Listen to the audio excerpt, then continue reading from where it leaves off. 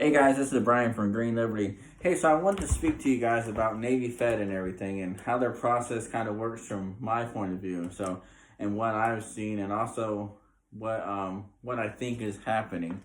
So, with my clients recently, within the past 4 weeks, I've done a couple approvals with Navy Fed. I did four of them, and three out of the four have gotten $25,000, and then one has gotten approved for $1,000. And I'll explain everything afterwards. But before I forget, I want to actually go over the process of Navy Fed's 91 and 3 rule.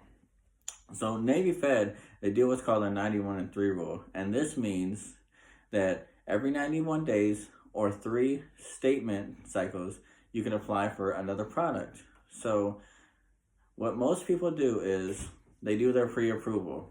So normally if they can't get a pre-approved for anything, they start out with a secure card.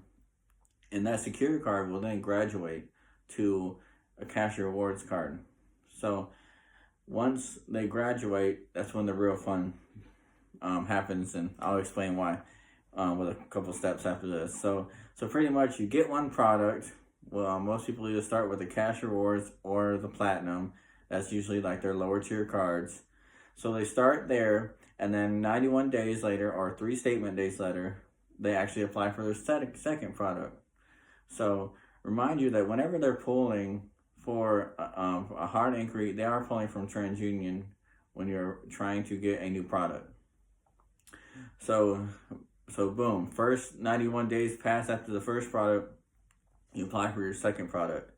So you then can double back and ask for a line of increase on your actual first product after the approval of your first one.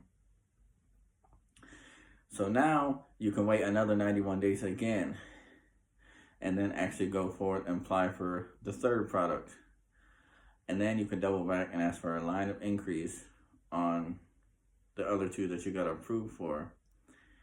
So the cool thing about this bank is they're really known for their high limit cards. And you know that most of their cards, except for one, the limit is 50,000 and the flagship is 80,000.